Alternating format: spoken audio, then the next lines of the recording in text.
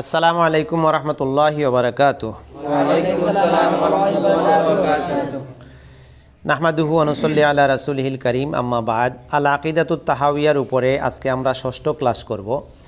তো আজকের ক্লাস থেকে আমরা যে বিষয়টা জানব সেটা হচ্ছে, আমরা গতকালকে পড়েছিলাম যে আল্লাহ সুবহানাহু ওয়া তাআলাকে আমরা চিনব কিভাবে, তার সিফাত দিয়ে। কিভাবে? তার সিফাত দিয়ে। আল্লাহ সুবহানাহু ওয়া তাআলার গুণাবলী এগুলো যখন আমরা জানব তখন তার পরিচয় আমরা পাব। তো আজকের ক্লাসে আমরা পড়াশোনা করব যে আল্লাহ সুবহানাহু ওয়া তাআলা হচ্ছেন খালিক। আমরা জানি তার একটা সিফাত হচ্ছে কি? খালিক, তিনি সৃষ্টিকর্তা। তো আল্লাহ সুবহানাহু ওয়া তাআলা তো সমাদ। সমাদ মানে কি জানো? অমুখাপেক্ষী। কোনো কিছুর দিকে তিনি মুখাপেক্ষী নন, তার কোনো কিছুর প্রয়োজন নেই। গোটা সৃষ্টি জগৎ থেকে তার কোনো কিছুর দরকার হয় না। তিনি স্বয়ংসম্পূর্ণ, অমুখাপেক্ষী, কিন্তু তারপরেও তিনি এত কিছু যে সৃষ্টি করলেন, কি কারণে করলেন, এবং এই যে সব কিছুকে তিনি রিজিক দিয়ে যাচ্ছেন, এটা কেন করছেন, এ ব্যাপারে কিছু পড়া আছে এখানে। তিনি হলেন হাইয়ুন লা ইয়ামুত, তিনি চিরঞ্জীব, কখনো মারা যাবেন না। তিনি কাইয়ুম লা ইয়ানাম, তিনি হচ্ছেন সর্বনিয়ন্তা, কখনোই তিনি ঘুমান না, সব কিছু ধারণ করে রাখেন। তারপর দেখো মূল মুতুনের মধ্যে এই কথাটা আছে, খালিকুন বেলা হাজাহ। পাইছো? জি। খালিকুন বেলা হাজাতিন। খালিকুন মানে কি? স্রষ্টা। আল্লাহ হলেন স্রষ্টা। বেলা হাজাতিন মানে কি? কোনো প্রয়োজন ছাড়া। অর্থাৎ আল্লাহর কোনো প্রয়োজনে তিনি কোনো কিছু সৃষ্টি করেছেন এমনটি নয়। আল্লাহর কোনো প্রয়োজন পড়ে না, তারপরেও তিনি অনেক কিছু সৃষ্টি করে রেখেছেন। তারপরে আরেকটা সিফাত হচ্ছে তার রাজিকুন বেলা মুনা, তার দায়িত্ব নয় অথচ তিনি তার সকল সৃষ্ট জীবকে তিনি রিজিক দিয়ে যাচ্ছেন। বুঝা গেছে কথা? এই কাজগুলি যে আল্লাহ করে যাচ্ছেন, করছেন, যে তার প্রয়োজন না থাকা সত্ত্বেও তিনি সৃষ্টি করেন, তিনি দায়িত্ব তার উপরে নাই, তারপরেও তিনি রিজিক দেন। এ মর্মে কোরআন মজিদ থেকে আমরা কিছু আয়াত জানবো এগুলোর ব্যাখ্যা হিসাবে, তাহলে আমাদের কাছে বিষয়টা পরিষ্কার হয়ে যাবে। সূরা আল আনআম এর 14 আয়াতে আল্লাহ সুবহানাহু ওয়া তাআলা কি বলেছেন? কুল আগাইরাল্লাহি আত্তাখিযু ওয়ালিয়্যা, বলো আগাইরাল্লাহি, আল্লাহকে বাদ দিয়ে কি আমি আত্তাখিযু ওয়ালিয়ান, কোনো বন্ধু গ্রহণ করব? আল্লাহ নবীকে বলে দিচ্ছেন যে হে নবী, আপনি বলুন আল্লাহকে বাদ দিয়ে কি আমি কোনো বন্ধু গ্রহণ করব, অথচ তিনি হলেন ফাতিরিস সামাওয়াতি ওয়াল আরদি, অর্থ কি? আসমান জমিনের স্রষ্টা। আল্লাহ হলেন আসমান জমিনের স্রষ্টা। ফাতিরুন মানে হচ্ছে খালিকুন, হ্যাঁ, যিনি কোনো নমুনা ছাড়াই সব কিছু সৃষ্টি করতে পারেন। ওই যে কালকে আমরা পড়েছিলাম মুবদিউ, হ্যাঁ, সৃষ্টির সূচনা করেন। ফাতিরুন স্রষ্টা, খালিকুন স্রষ্টা। তে আসমান জমিন তিনি সৃষ্টি করেছেন, এ সত্ত্বেও আমি কি তাকে বাদ দিয়ে অন্য কোনো ইলাহ গ্রহণ করতে পারি? তারপরের কথা হচ্ছে ওয়াহুয়া ইউতইমু, তিনি খাবার দেন। ইউতইমু মানে কি? তিনি খাবার দেন। ওয়ালা ইউতআমু, কিন্তু তাকে কেউ খাবার দেয় না। আজ পর্যন্ত আল্লাহকে এক গ্লাস পানি দিছো? জি না। কোনোদিন প্রয়োজন পড়ছিল আল্লাহর? জি না। কিন্তু আমরা কত পানির গ্লাস খাইয়া এই পর্যন্ত বেঁচে থাকলাম, কিন্তু এই পর্যন্ত আল্লাহ একটা দিন বললেন না যে আমার এক গ্লাস পানি অন্তত খাওয়াও। আল্লাহকে কেউ খাওয়ায় না। আল্লাহ ইউতইমু ওয়ালা ইউতআমু, তিনি খাবার দেন অথচ খাবার বান্দার থেকে নেন না। এরপরে সূরা মুহাম্মদের 38 নম্বর আয়াতে আমরা দেখতে পাই আল্লাহ সৃষ্টির কোনো মুখাপেক্ষী নন, তিনি নিজেই স্বয়ংসম্পূর্ণ, তিনি নিজেই ধনী। তিনি কি বলেছেন? ওয়াল্লাহুল গানিয়্যু ওয়া আনতুমুল ফুকারা, আল্লাহ হলেন ধনী আর তোমরা হলে ফকির। আমরা সবাই ফকিরের দল। আমরা কিসের দল? ফকিরের দল। ফকিরের দল মানে আমরা মুখাপেক্ষী। আমাদের যত যাই থাক তারপরেও আল্লাহর রহমত ছাড়া আমরা এক সেকেন্ড বেঁচে থাকতে পারবো না। তাই আমরা হলাম ফকির, আমরা হলাম মুহতাজ, আমরা হলাম মুখাপেক্ষী। আর আসল ধনী হলেন আল্লাহ। আসল ধনী কে? আল্লাহ। এই জিনিসগুলা জানলে আল্লাহ সম্পর্কে ধারণা স্বচ্ছ হয়।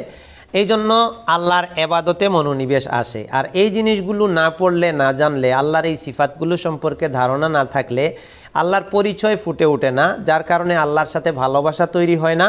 আর যার সাথে ভালোবাসা তৈরি হয় না তাকে কেউ মানতে চায় না। কথা বোঝা গেছে?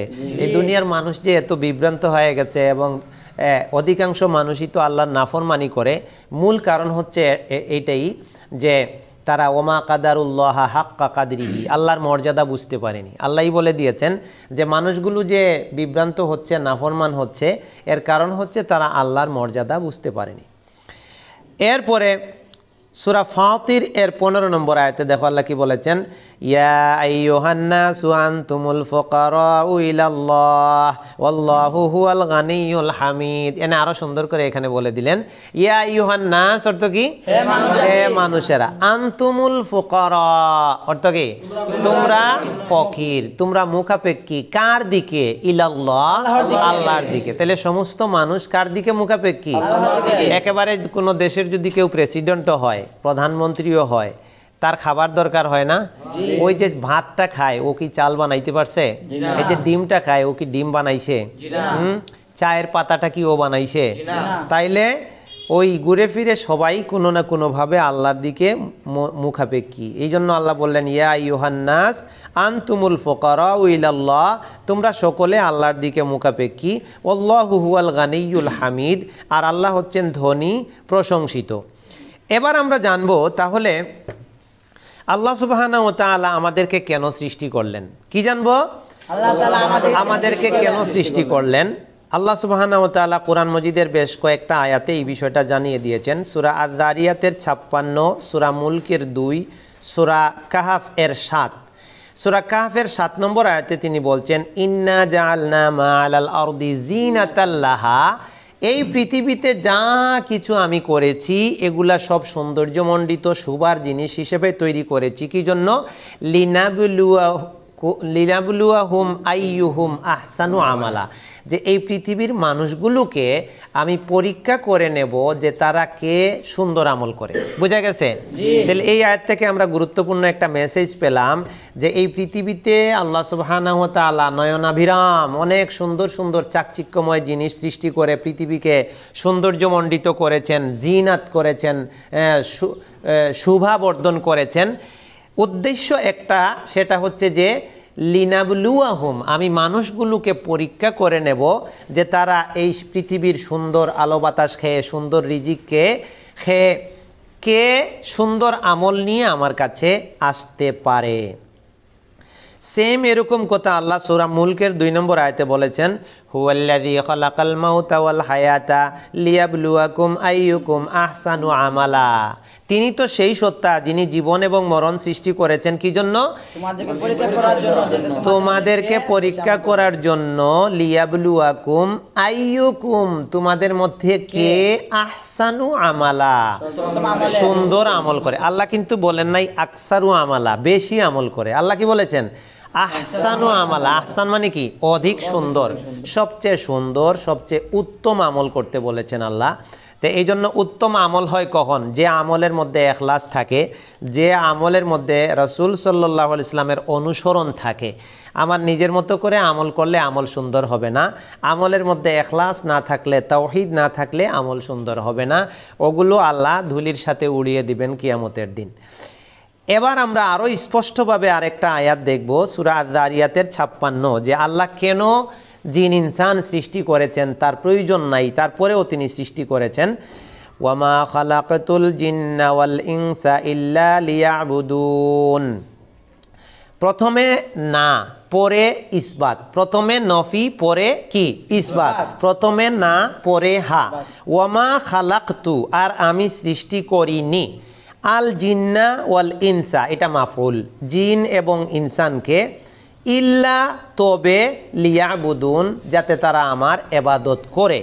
এখন যদি আমরা নার পরে হা বাদ দিয়ে সোজা অর্থ করি, তাহলে অর্থ দাঁড়াবে আমি জিন এবং ইনসানকে কেবল আমার ইবাদতের জন্যই সৃষ্টি করেছি। লিয়াবুদুন অর্থ হচ্ছে লিওয়াহিদুন, আমার তাওহীদ ঘোষণা করবে, আমার একত্ব প্রতিষ্ঠা করবে, একমাত্র আমারই গোলামি করবে, এজন্য আমি তাদেরকে সৃষ্টি করেছি। এরপরে আল্লাহ বললেন যে মানুষকে আমি সৃষ্টি করতাম যদি আমার প্রয়োজনে, তাহলে তো তাকে আমরা কিছু উপকার করতে পারতাম, তাকে খাবার টাবার দিতাম, মাঝে মাঝে পানি খাওয়াইতাম, মাঝে মাঝে আল্লাহকে চা খাওয়াইতাম, নাউজুবিল্লাহ, এগুলার আল্লাহর কোনো প্রয়োজন পড়ে না। এই কথাটা আল্লাহ বলে দিচ্ছেন যে তোমরা আমার ইবাদত করবা, আর আমি তোমাদের কাছ থেকে কোনো বিনিময়ও চাইবো না, পারিশ্রমিকও চাইবো না। তোমাদের রিজিকের প্রয়োজন আছে, সেটাও আমি দেব, কিন্তু আমি রিজিক তোমাদের থেকে নেব না। তিনি বলছেন মা উরিদু মিনহুম মির রিজকিন, তিনি তাদের থেকে কোনো রিজিক চান না। ওয়া মা উরিদু আন ইউতঈমুন, আর আমি তাদের থেকে এটাও চাই না যে তারা আমাকে খাদ্য খাওয়াক। এই পর্যন্ত কোনো মানুষ বলতে পারবে না যে আল্লাহকে একবেলা খাবার দিছে। তো আল্লাহ বলে দিয়েছেন যে আমি এটা চাই না যে মানুষ আমাকে রিজিক দেখ অথবা আমাকে একবেলা খাবার দেখ বা আমাকে খাবার ব্যবস্থা করুক, এটা আল্লাহ করেন না। তো এখন প্রশ্ন তাহলে আমরা জানলাম, এতক্ষণ পরে কি জানলাম, যে আল্লাহ সুবহানাহু ওয়া তাআলা এমন এক সত্তা যে তিনি অমুখাপেক্ষী, আর পৃথিবী আসমান জমিনে যা কিছু আছে এই বিশ্ব জগতে সব কিছু আল্লাহর মুখাপেক্ষী। সব কিছু কার মুখাপেক্ষী? আমরা নিজেরাও আল্লাহর মুখাপেক্ষী। তো এত কিছুকে আল্লাহ সৃষ্টি করেছেন কেন? তার কোনো প্রয়োজন না থাকা সত্ত্বেও এটা তার ক্ষমতা, তার কুদরত। আর মানুষ সৃষ্টি করেছেন তার ইবাদত করার জন্য, আমল সুন্দর করার জন্য। আর পৃথিবীর সব কিছু সৃষ্টি করেছেন মানুষের কল্যাণার্থে। কিসের কল্যাণার্থে? সুবহানাল্লাহ। এই কথার দলিল কোথায়? সূরা আল বাকারার 29 নম্বর আয়াত, হুয়াল্লাযী খালাকা লাকুম মা ফিল আরদি জামিআ। হুয়া তিনি, আল্লাযী সেই সত্তা যিনি, খালাকা লাকুম, খালাকা সৃষ্টি করেছেন, লাকুম অর্থ কি? মানে আমাদের জন্য। কার জন্য? এই আল্লাহ বলছেন তোমাদের জন্য, মানে আমাদের জন্য। কি সৃষ্টি করেছেন? মা ফিল আরদি জামিআ, আসমানের মধ্যে, জমিনের মধ্যে, অর্থাৎ পৃথিবীতে, এই সুন্দর পৃথিবীতে যা কিছু আমরা দেখতে পাই, তরুলতা, গাছপালা, মাছ ভাত, তারপরে আপনার শাক সবজি, পশু পাখি প্রাণী, সব আল্লাহ বলছেন খালাকাল্লাকুম মা ফিল আরদি জামিআ, পৃথিবীর যা কিছু আছে সব তোমাদের জন্য সৃষ্টি করেছি। তাহলে আমরা গুরুত্বপূর্ণ বেশ কয়েকটা মেসেজ পেলাম এই ক্লাস থেকে এই পর্যন্ত, যে আল্লাহ সুবহানাহু ওয়া তাআলা ধনী, আর আমরা সবাই তার মুখাপেক্ষী। আল্লাহ কি? ধনী, আমরা সবাই তার কি? মুখাপেক্ষী। আর আল্লাহ কোনো প্রয়োজন ছাড়াই পৃথিবীর সব কিছু সৃষ্টি করেছেন কাদের কল্যাণে? মানব জাতির কল্যাণে। আর মানুষ আর জিনকে সৃষ্টি করেছেন কি জন্য? তার ইবাদতের জন্য। তাইলে প্রশ্নটা ক্লিয়ার হয়ে গেল, তাই না? যে আল্লাহর কোনো প্রয়োজন আছে কিনা আমাদের দিয়ে? উত্তর হলো না। উত্তর কি? না। তাহলে তিনি আমাদেরকে, তিনি এই পৃথিবীর সবকিছু কেন সৃষ্টি করলেন? মানুষের কল্যাণের জন্য। আর মানুষকে কেন সৃষ্টি করলেন? তার ইবাদতের জন্য। এবার আমরা একটা হাদিস পড়ে ক্লাস শেষ করে দেব। আল্লাহর ক্ষমতা আমরা দেখব। ওই যে আল্লাহর কোনো প্রয়োজন নেই আমাদেরকে দিয়ে, যা কিছু আমরা করি তা আমাদের কল্যাণে আসবে, এই কথাটার দলিল হিসেবে একটা হাদিস নিয়ে এসছেন গ্রন্থকার, ব্যাখ্যাকার। এটা সহিহ মুসলিমের 2577 নম্বরে আছে। কত নম্বর? 2577 নম্বর। আন মিন হাদিসে আবি যার রাদিয়াল্লাহু আনহু, হাদিসের বর্ণনাকারী কে? আবু যার রাদিয়াল্লাহু আনহু বলছেন, আল্লাহ সুবহানাহু ওয়া তাআলা বলেন, কোন হাদিসে যদি আল্লাহ বলেন কথা থাকে, তাইলে ওই হাদিসটার নাম কি বলতো? হাদিসে কুদসি। হাদিসে কুদসি। হাদিসে কুদসি ওই হাদিসকে বলা হয় যে হাদিসে সরাসরি আল্লাহর কথা কোট করা থাকে। আল্লাহর কথা কোট করা থাকে। আল্লাহ বলছেন, ইয়া ইবাদি, হে আমার বান্দারা, লাউ আন্না আউওয়ালাকুম ওয়া আখিরাকুম। এই হাদিসটা কিন্তু আরবাইনে আছে, মুখস্থ করছো না? পড়ছিল তো একবার। জি। ইয়া ইবাদি, হে আমার বান্দারা, লাউ আন্না আউওয়ালাকুম ওয়া আখিরাকুম, যদি তোমাদের সর্বপ্রথম এবং সর্বশেষ, ইনসাকুম ওয়া জিন্নাকুম, জিন এবং ইনসান, অর্থাৎ তোমাদের পূর্বে যারা গেছে তারা, তোমাদের পরে যারা আসবে তারা, ওয়া ইনসাকুম ওয়া জিন্নাকুম, তোমাদের যত ইনসান মানুষ আছে তারা, ওয়া জিন্নাকুম, তোমাদের যত জিন আছে তারা, কানু আলা আতকা কালবে রাজুলিন ওয়াহিদিম মিনকুম, তোমাদের মধ্যে থাকা যে ব্যক্তিটা সবচেয়ে বেশি পরহেজগার, মুত্তাকি, আল্লাহকে ভালোবাসে, আল্লাহকে পছন্দ করে, আল্লাহর হুকুম মেনে চলে, এই সবচেয়ে বড় মুত্তাকি পরহেজগার মানুষটার মতো যদি সবাই হয়ে যায়, সবাই বলতে কারা? যত জিন আছে সবাই, যত ইনসান আছে সবাই। এইখানে সবাই বলতে একবারে যারা আগের থেকে সৃষ্টি হয়ে মরে গেছে এদের মধ্যেও, কিয়ামত পর্যন্ত যারা আসবে তাদের মধ্যেও, আর কেউ বাকি থাকলো? মানুষ বলতে যত মানুষ আসবে পৃথিবীতে, জিন বলতে যত জিন আসবে পৃথিবীতে, আল্লাহ বলছেন সবার মধ্য থেকে যে মানুষটা সবচেয়ে ভালো বা যে জিনটা সবচেয়ে ভালো, আল্লাহ বলছেন সব যদি তোমরা ওর মতো হয়ে যাও, মাজাদা যালিকা ফি মুলকি শাইআ, আমার রাজত্বে সামান্য একটু মর্যাদা বৃদ্ধি করবে না। সুবহানাল্লাহ। আল্লাহর কোনো কিছু বাড়বে না। আল্লাহ যেমন যে মর্যাদায় আছেন ওই মর্যাদায় থাকবেন, সামান্য কিছু বাড়বে না। ইয়া ইবাদি লাউ আন্না আউওয়ালাকুম ওয়া আখিরাকুম ওয়া ইনসাকুম ওয়া জিন্নাকুম কানু আলা আফজারি কলবি রাজুলিন ওয়াহিদিম মিনকুম মা নাকাসা যালিকা ফি মুলকি শাইআ। এবার তার বিপরীত কথা, হে আমার বান্দারা, যদি তোমাদের প্রথম, তোমাদের শেষ, তোমাদের জিন, তোমাদের ইনসান সবাই মিলে, তো সবচেয়ে খারাপ একজন আছে, তাই না? তো সবাই মিলে সবচেয়ে খারাপ যে, যদি সব জিন ইনসান ওই খারাপটার মতো হয়ে যায়, আল্লাহ বলছেন মা নাকাসা ফি মুলকি শাইআ, আমার রাজত্বে কিঞ্চিত পরিমাণ ভাটা পড়বে না। আল্লাহু আকবার। তাহলে আল্লাহ কেমন সত্তা, কোনো কমতি হবে না, আল্লাহর মর্যাদা কমবে না।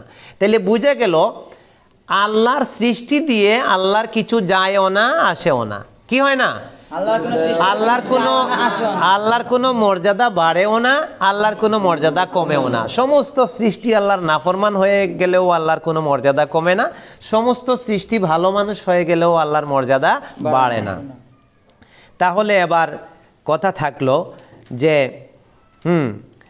আল্লাহর কাছে দিচ্ছেন, আল্লাহর কাছে কি পরিমাণ সম্পদ আছে। আমরা তো একটু সম্পদ পাইলে গর্বে ফেটে পড়ি। এবার দেখো, ইয়া ইবাদি লাউ আন্না আউওয়াল, তোমাদের প্রথম শেষ আউয়াল আখের সব মানুষ যদি ফি সাঈদিন ওয়াহিদিন, অর্থাৎ কোনো একটা উপত্যকার মধ্যে সব দাঁড়াইছে, যত জিন ইনসান আছে সবাই একটা কোথায় দাঁড়াইছে?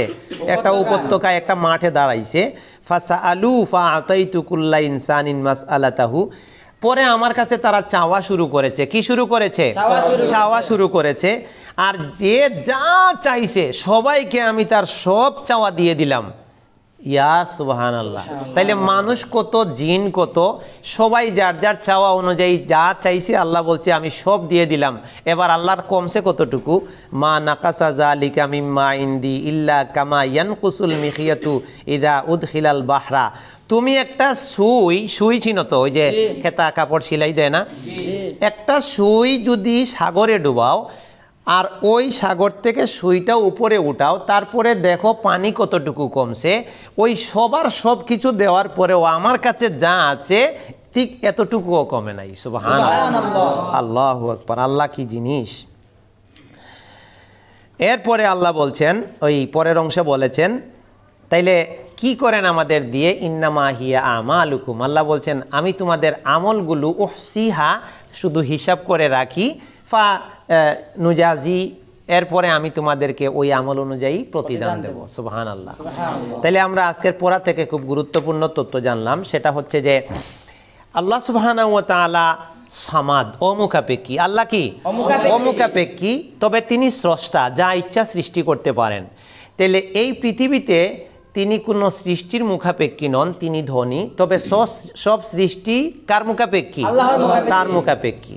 আর এই পৃথিবীর সবকিছু তিনি সৃষ্টি করেছেন মানুষের কল্যাণে। এটা আমরা জেনেছি সূরা আল বাকারার কত আয়াত থেকে? 29, মনে থাকবে তো?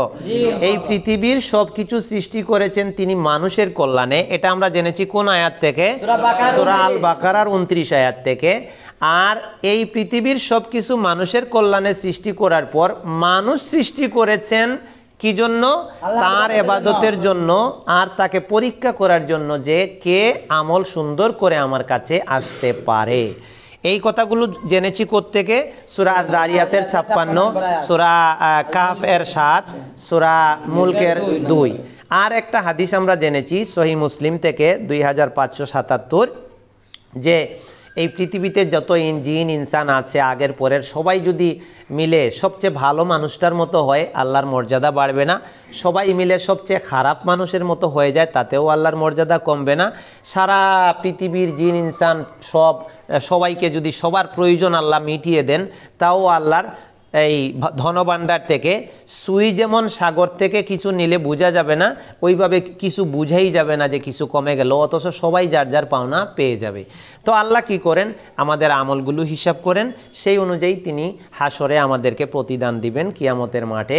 আল্লাহ সুবহানাহু ওয়া তাআলা আমাদেরকে আল্লাহর যে সৃষ্টির উদ্দেশ্য আমাদেরকে দিয়ে যে আমরা তার তাওহীদ প্রতিষ্ঠা করব, তার গোলামি করব, সেই উদ্দেশ্য আমাদের দ্বারা সফল করার তৌফিক দান করুন। আল্লাহুম্মা আমিন। সুবহানাকাল্লাহুম্মা ওয়া বিহামদিক আশহাদু আল্লা ইলাহা ইল্লা আনতা আস্তাগফিরুকা ওয়া আতুবু ইলাইক।